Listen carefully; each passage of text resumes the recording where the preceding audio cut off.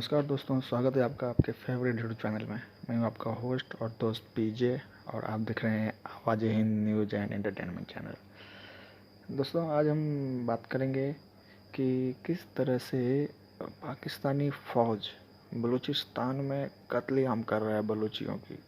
मतलब बहुत ही गंदा हाल करके रखा है। उनका इंटरनेट बंद है, उनको इधर उधर जाने की आज़ादी नहीं, पूरी तरह से वो एक तरह से कैद करके रखा हुआ है पूरे बलूचिस्तान को। उनके लेडीज़ लोगों को पकड़ के उनके साथ रेप किया जा रहा है। बहुत कुछ इस तरह की चालू है पाकिस्तान में। और पूरी और मीडिया में, जो कि मेन बात यह है कि मीडिया में ये सब बातें नहीं आ रही, क्योंकि पूरा उन्होंने बंद करके रखा हुआ है पूरी फ़ौज भर के। तो ये आई है न्यूज़ और इस पर हम वीडियो में देखेंगे आप कैसे क्या है स्टोरी। आरिफ साहब ने इसमें क्लियर किया, पाकिस्तानी मुल्क की एक हिस्टोरियन है। और दूसरी पॉइंट है कि यहाँ पे जो आतंकवादी लोग आज भी आतंकवादी लोग पाकिस्तान में किस तरह से खुलेआम जो है स्पीच दे रहे हैं, उस पॉइंट पे भी हाईलाइटेड थोड़ा किया गया है। तो देखते हैं वीडियो में क्या है। और दोस्तों, आप लोग वीडियो अगर सही अच्छा लगता है तो वीडियो को एक बार लाइक ज़रूर कर दिया करें। लाइक करें, चैनल को सब्सक्राइब करें। दोस्तों, भाई को सपोर्ट करो, आपकी सपोर्ट की ज़रूरत है मुझे, ठीक है। तो क्योंकि क्या है, आप सब्सक्राइब करोगे तो क्या है, और मेरा भी थोड़ा उत्साह बढ़ेगा, तो और भी अच्छे अच्छे वीडियो मैं आपके लिए लेके आया करूँगा।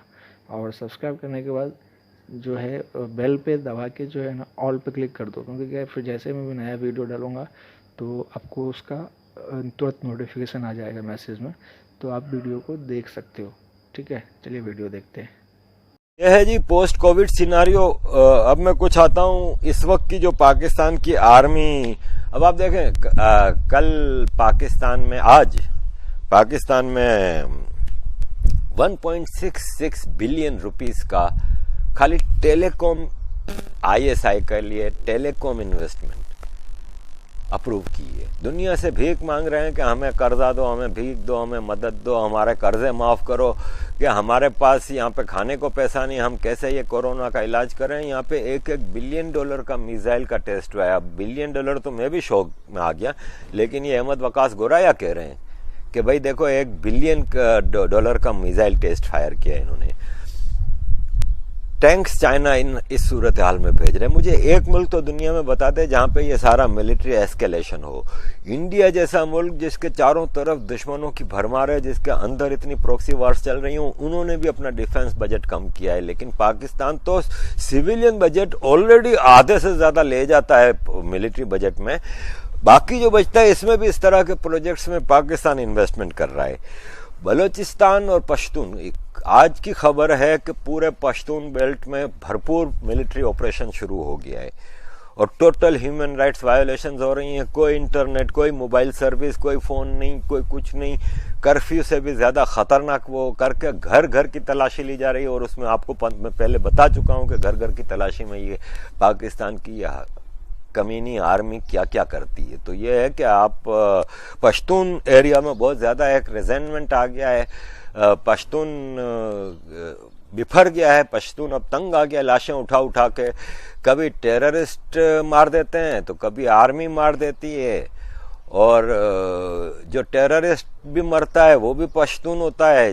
जिसको आर्मी नहीं मारती, पालती है, टेररिस्ट बनाती है, वो भी पश्तून है। आम आदमी भी पश्तून है। पश्तून कह रहा है यार हो क्या रहा है हमारे साथ, ये तो हमारी नस्ल कुशी, हमारा जेनोसाइड हो रहा है।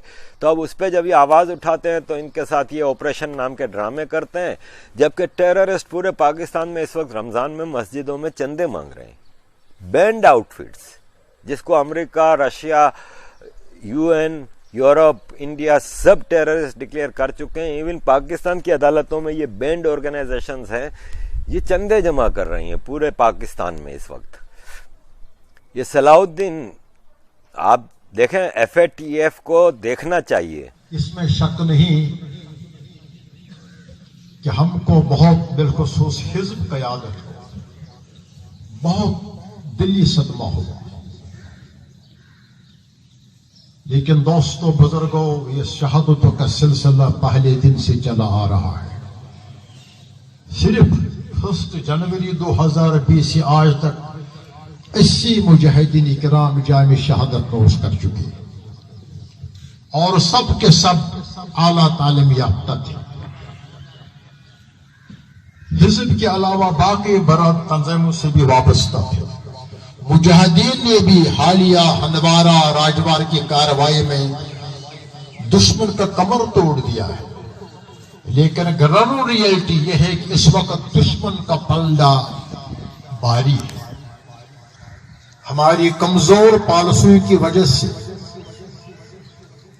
हमारी मुआज़रत खाना अप्रोच की वजह से FATF को देखना चाहिए कि एक आदमी पाकिस्तान में खड़ा होकर अलल ऐलान कह रहा है कि हमारे इतने बंदों ने इंडिया में जान दी, इंडिया में कार्रवाइयां कर रही हैं, इंडिया की कमर तोड़ दी। एक सॉवरन कंट्री के बारे में एक टेररिस्ट ये खुल के एक सड़क पे कह रहा है और उस पे मतलब एक प्रोग्राम में कह रहा है और सैकड़ों लोग वहां पे खड़े होकर सुन रहे हैं। वो आदमी पाकिस्तान में खुल के घूम रहा है, टीवी पे इंटरव्यू देता है, सब कुछ करता है। यह है बनाना रिपब्लिक। तो पश्तून कह रहा है कि टेररिस्टों को पालो, टेररिस्ट पूरे पाकिस्तान में मजे से घूमे सिक्योरिटी में, ताकि उनकी बेचारों की जान को खतरा ना हो पाकिस्तान का स्ट्रेटेजिक असेट से। और हम आम पख्तून जो जान देते रहे पूरी जिंदगी पाकिस्तान के लिए, पाकिस्तान फौज के साथ मिलके, हमारे साथ ये हो रहा है। तो पश्तूनों का ये हाल है। बलोचिस्तान का ये हाल है कि कल एक डिवाइस फटी एक मिलिट्री कन्वॉय पे और पाकिस्तान आर्मी के 6 फौजी मारे गए उसमें। अब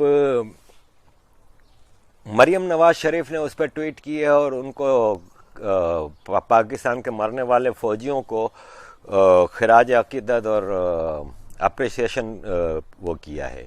लेकिन अहमद वकास गोराया कहता है कि यही 6 फौजी है ना, तो ऐसे ही फौजियों ने इलेक्शन भी चोरी किया था, ऐसे ही फौजियों ने पाकिस्तान का सत्यानाश भी किया था। मुझे काफ़ी इंडियन दोस्त सवाल कर रहे हैं कि ये क्या रॉ ने मदद की है बलूचिस्तान की। तो भाई साहब, जिस तरह पाकिस्तान कश्मीरी के नाम पे टेररिज्म की एक आग और की होली खेल रहा है इंडिया में 30 साल से, और खुल के कहता है कि हम कश्मीरियों की फुल मदद करेंगे, उस लेवल पे जिस दिन रॉ ने बलोचों की मदद करनी शुरू कर दी ना, पाकिस्तान फौज भाग जाएगी, बलोचिस्तान आज़ाद हो जाएगा। हम तो चाहते हैं कि आम बलोच जो बेचारा वहाँ पे तकलीफ में है उसको हिंदुस्तान से मदद मिले, पश्तून को मिले, मुहाजिर को मिले, जो भी इस पंजाबी आर्मी के खिलाफ खड़ा है उसको मिले। इस पूरे रीजन की और आलम इस्लाम की सबसे बड़ी दुश्मन ये पाकिस्तान फौज है।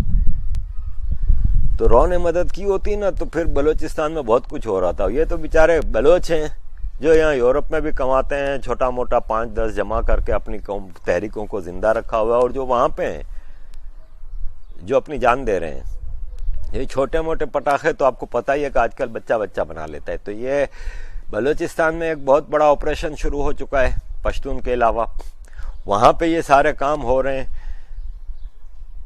पाकिस्तान के ऑक्यूपाइड जो गिलगित बल्तिस्तान और POK में जो ऑपरेशंस हैं उसकी तरफ आते हैं। इस वक्त तमाम इंटेलिजेंस रिपोर्ट्स के मुताबिक हिंदुस्तान में जो कश्मीर, जम्मू और पंजाब में जो इन्फिल्ट्रेशन हो रही है, जो टेररिज्म एक्टिविटीज़ हो रही हैं, उसका टोटल लॉन्च पैड गिलगित और POK है। मैदान जंग बने हुए हैं। POK में internet, mobile service most of the areas पे जैम है, सिर्फ मिलिट्री एरिया के उस पे थोड़ा जगह पे खुला है, बाकी टोटल बंद है। कोई पॉलिटिकल मूवमेंट नहीं, फुल मिलिट्री प्रेजेंस है। ये कहते हैं लाखों कश्मीर में, इंडिया में कश्मीर में फौजी बैठे हैं। सवाल ये है कि इंडिया में तो टेररिज्म हो रहा है ना कश्मीर में, तो फौजी वहां पे बैठे हैं। पाकिस्तान के लाखों फौजी POK गिलगित बल्तिस्तान में क्या कर रहे हैं, ये सवाल है। तो ये है कि ये सारी चीजें मैंने आपके सामने रखी हैं। पाकिस्तान इस क्राइसिस का बहुत नाजायज फायदा उठा रहा है और इंतहाई ढटाई के साथ दुनिया को ये बावर करा रहा है कि इंडिया इज एग्रेसिव, इंडिया में माइनॉरिटीज़ के साथ जुल्म हो रहा है और इंडिया में हिंदू एक्सट्रीमिज्म राइज पे। जबकि इनफैक्ट पाकिस्तान में तो शुरू से ही एक्सट्रीम पे था, लेकिन अब तो बहुत ज़्यादा हो गया है। कि खुल के वहाँ का रिलीजियस अफेयर का मिनिस्टर कहता है कि अहमदियों को जीने का भी हक नहीं है, उनको कोई ह्यूमन राइट नहीं मिलेंगे। ये किस हिसाब में इंडिया की माइनॉरिटीज़ की बात कर रहे हैं? लेकिन दुनिया में इसको कोई खरीद नहीं रहा। मसला ये है कि दुनिया इंडिया के बारे में तो बात करती है, पाकिस्तान में ये सब चीज़ें मैंने आपको बताई हो रही हैं, दुनिया इसके बारे में बात करने को तैयार नहीं है। यहाँ पे सरकार को बैठ के सोचना होगा कि किस तरह एक अग्रेसिव डिप्लोमेटिक फॉरेन पॉलिसी लानी होगी, तो जाके ठीक है एक तरफ आप कोविड पे लड़ रहे हैं, लेकिन अब वो कोविड और टेररिज्म के अलावा भी दुनिया है, उसकी तरफ भी ध्यान दें, बहुत ज़रूरी है। क्योंकि अब ये तो अब कोविड से निकल रहे हैं, अब जो पीक पीरियड और जो सारी चीज़ें थी गुजार ली हमने, अब भी निकल रहे हैं, तो आगे की भी चीज़ें देखें। दूसरा, मेरी भारत सरकार से जो एक दो चीज़ें हो रही हैं उसका ज़रा ध्यान दें कि एक ये जो माइग्रेंट वर्कर्स का मसला है, अब इसको बैठ के सॉल्व कर लें। इतनी बड़ी सरकार है आपके पास, अब ये ठीक है बेचारे इन लोगों को घरों तक पहुंचा दें, इसको आपकी बदनामी भी हो रही है और एक इंसानी मसला भी है। इसको अब इस मसले को वंस एंड फॉर ऑल बैठ के जहाँ माइग्रेंट्स हैं उनको उनके घरों तक पहुंचा दें, विद इन इंडिया जो बात हो रही है। बाकी तो आप बाहर से तो कर ही रहे हैं, जैसे कल दोहा से और बहरीन से भी फ्लाइटें आई हैं आज। दूसरा, मैं इस मामले में ये कह रहा था कि देखें आपकी पुलिस ने बड़ा ज़बरदस्त काम किया इस पूरे सिनारियों में आके, और डिस्ट्रीब्यूशन ऑफ राशन से लेके पब्लिक ऑर्डर मेंटेन करना, और जो मसला ये है कि पुलिस ने जहाँ पे उनके साथ बदमाशियाँ हो रही हैं, जैसे कि ये IMM पार्टी है अवैसी की, और जो हैदराबाद में, उसके कई वीडियोस घूम रहे हैं मार्केट में जिसमें वो पुलिस से खुल के तड़ियों से बदमाशी से बात कर रहे हैं। वहाँ पे पुलिस बिल्कुल भीगी बिल्ली बनी हुई है, और जो दो लड़के बेचारे कहीं स्कूटर पे जा रहे होते हैं, मैंने एक वीडियो देखी यार, मुझे बड़ा अफसोस हुआ, इतना मारा उसको बेचारों को, कोई स्कूटर पे जा रहे हैं उनको मुर्गा बना के उल्टा लटका के मार रहे हैं, कर रहे हैं। यार ये पुलिस बहुत अच्छा काम कर रही है। I am surprise, believe me, कि इंडिया में पुलिस का ओवरऑल जनरली बड़ा कंट्रीब्यूशन इस पूरे उसमें रहा है, वंडरफुल। ये जो इक्का दुक्का वाक़यात हैं ये बदनामी का बाइस बनते हैं और आम आदमी को तकलीफ होती है, तो ज़रा इन चीज़ों पे ध्यान दें।